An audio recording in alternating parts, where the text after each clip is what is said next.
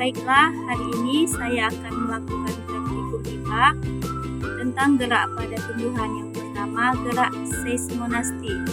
Ada 3 gerak yang akan saya lakukan. Yang pertama, gerak halus, gerak sedang, dan gerak kasar. Sebelumnya saya akan tunjukkan alat dan bahan yang saya gunakan. Yang pertama adalah pulpen, buku, dan juga stopwatch. Oke, yuk kita perhatikan sama-sama. Yang pertama saya akan melakukan gerak halus. Kita lihat berapa lama putri malu ini akan menutup dirinya ketika disentuh. Dengan gerak halus. Oke, ternyata dengan gerakan halus putri malu ini menutup dirinya pada detik ke 5 sampai 6. Kemudian yang kedua kita lakukan gerak sedang.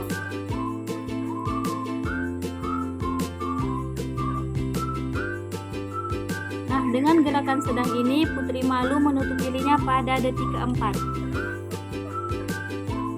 Kemudian yang terakhir dengan gerak kasar.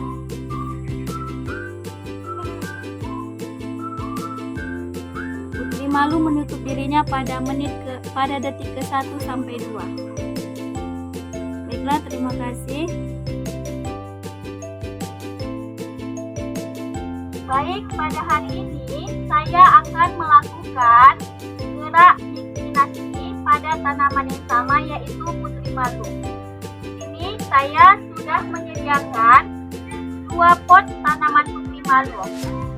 Alat dan bahan yang saya gunakan adalah yang pertama buku dan pulpen sebagai alat untuk menulis datanya, kemudian kotak yang telah diberikan label A.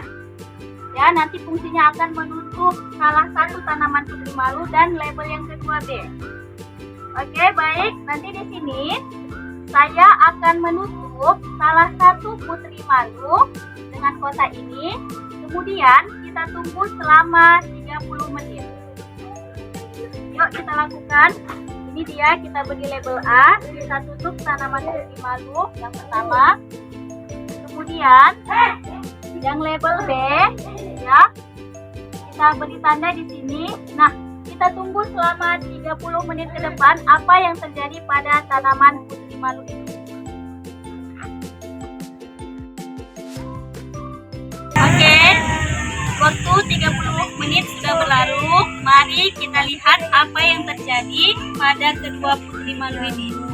Yang pertama, kita akan membuka pada label A yang ditutup dengan kotak dan plastik warna hitam. Kita lihat apa yang terjadi pada putri malu. Wah, ternyata tanaman putri malu itu mengatup atau tertutup dikarenakan tidak adanya cahaya yang didapatkan pada tumbuhan ini. Kemudian yang kedua, pada label B, putri malu tetap terbuka. Kenapa? Karena putri malu ini cukup mendapatkan cahaya.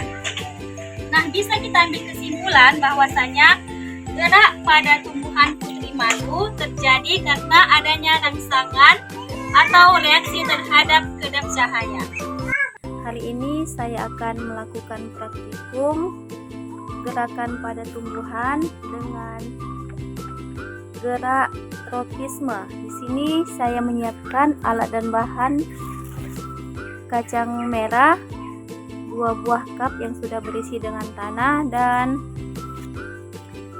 label, ya. Nanti saya buat label A dan di sini label B. Oke, kita mulai saja penanamannya. Yang pertama kita ambil 3 buah kacang merah. Pada masing-masing cup kita tanamkan. Kemudian cup yang kedua kita tanamkan. Nah, nanti cup ini, ya, akan kita letakkan pada tempat terbuka agar cup ini mendapatkan cahaya yang cukup dalam keadaan posisi berdiri seperti ini. Oke, cukup sampai di sini.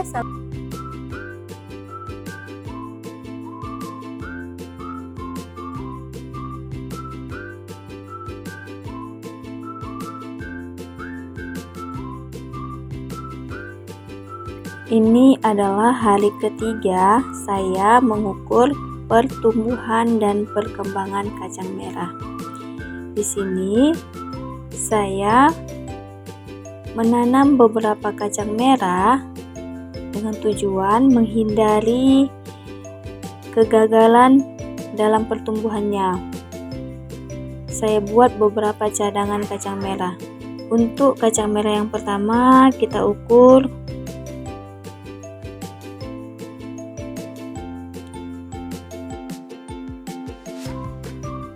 6 cm.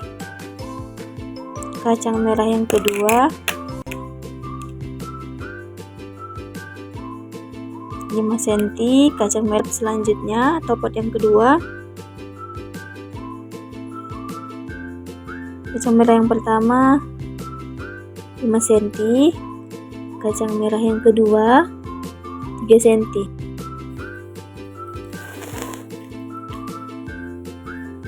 Kacang merah ini Di hari kelima, saya akan mengamati pertumbuhan pada kacang merah ini. Sebelumnya, saya akan mengukur berapa sudah tinggi kacang merah pada pot A. Tanaman yang pertama 15 cm, tanaman yang kedua 14 cm, dan tanaman yang ketiga 12 cm.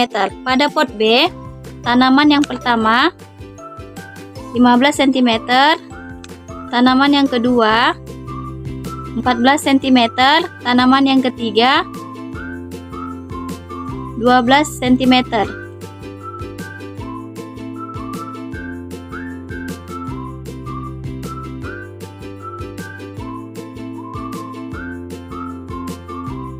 merah tumbuh tegak ke atas, sedangkan pot B posisi vertikal. Tanaman kacang merah yang awalnya vertikal lama-kelamaan menjadi horizontal. Hal ini terjadi karena tanaman kacang merah tumbuh menjauhi tanah.